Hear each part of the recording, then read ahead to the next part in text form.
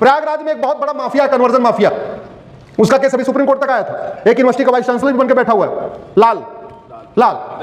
हाँ, मतलब उसके खिलाफ ऐसे लगता है कि उसको एफआईआर होती है, उसके पहले उसकी बेल हो जाती है।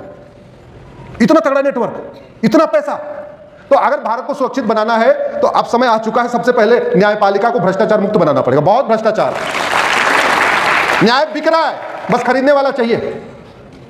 आप क्या खरीदार नहीं होंगे, नहीं खरीद पा रहे होंगे, अलग बात है, लेकिन बिक रहा है, यह कड़वी सच्चाई है। और यह न्यायपालिका का भ्रष्टाचार हमारी राष्ट्र की सुरक्षा के लिए बहुत बड़ा खतरा है।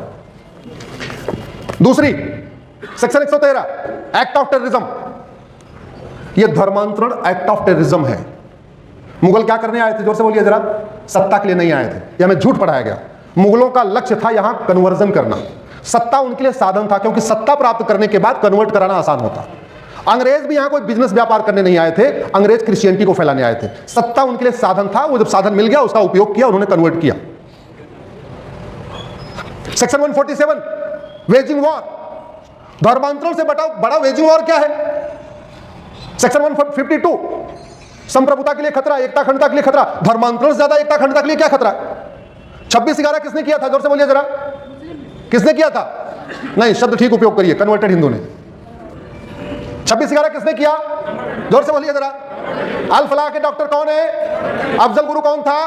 बुरहान वानी कौन था? याकूब मनन कौन था? लफ्ज जिहाद कौन करते हैं? लैंड जिहाद कौन करते हैं? घुसपैठियों को कौन बसाता है? धर्मांतरण कौन कराता है? अरे जब भारत में सारी की सारी अराजकता कन्वर्टेड हिंदू ही कर रहे हैं, वो कन्वर्ट होते ही हिंदुओं के दुश्मन बन जा रहे हैं, तो भारत के लिए सबसे बड़ा कन्वर्जन है, खतरा कन्वर्जन है कि नहीं है। स्वामी विवेकानंद जी कहते थे, एक हिंदू कन्वर्ट होता है, एक हिंदू कम नहीं होता, बल्कि हिंदुओं का एक नया दुश्मन पैदा हो जाता है।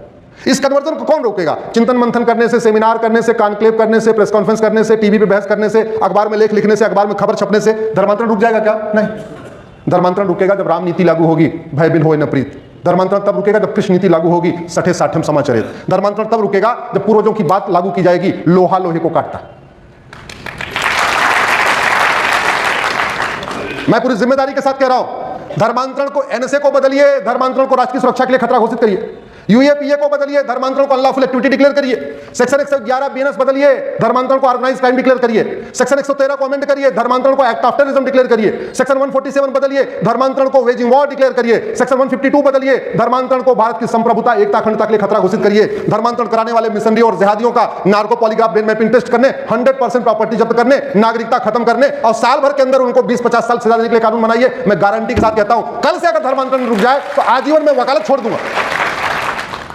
खौफ भय बिन होए सठे साठ्यम। तो संविधान निर्माताओं की ये काम है। और आपको जान के आश्चर्य होगा, मैं पहले भी कई बार कह चुका हूं, आज संविधान दिवस के दिन फिर से कह रहा हूं, हमारे सभी हाई कोर्ट के जजों को, सुप्रीम कोर्ट के जजों को, सांसदों को, विधायकों को, मंत्रियों को, मुख्यमंत्रियों को पर डे शेड्यूल 3 की अपनी शपथ को पढ़ना चाहिए।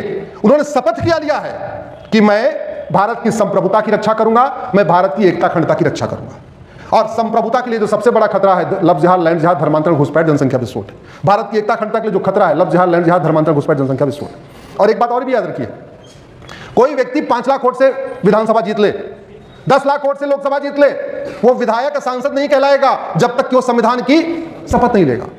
जब तक शपथ नहीं लेगा तब तक उसको न वेतन मिलेगा, न भत्ता मिलेगा, न गाड़ी बंगला, free air ticket, free rail ticket, कुछ भी नहीं मिलेगा। सब कुछ मिलता है हमारे आपके टैक्स के पैसे से। क्यों? क्योंकि वो शपथ लेता है कि मैं निष्ठापूर्वक भारत की एकता, अखंडता, संप्रभुता की रक्षा करूंगा। दुर्भाग्यवश इस कार्य में वो अपनी शपथ में फेल हो रहे हैं, वो अपनी शपथ तोड़ रहे हैं। इसलिए हमें सबको आग्रह करना चाहिए, माय लॉर्ड अपनी शपथ पढ़िए, माननीय अपनी शपथ पढ़िए, आदरणीय अपनी शपथ पढ़िए। भाई साहब तो चीफ स्टैंडिंग काउंसिल है, अब आप इसकी शुरुआत इलाहाबाद से कर दीजिए। बोलना पड़ेगा। वैसे मैं आपको बता दूं, बीच बीच में जब देखता हूं मेरी पीआईएल पे माय लॉर्ड का ध्यान इधर से उधर जा रहा है, तो मैं इनको सीधे शेड्यूल 3 पे ले आता हूं। पहले एक बार शेड्यूल 3 पढ़िए, उसके बाद हम आगे बहस करेंगे।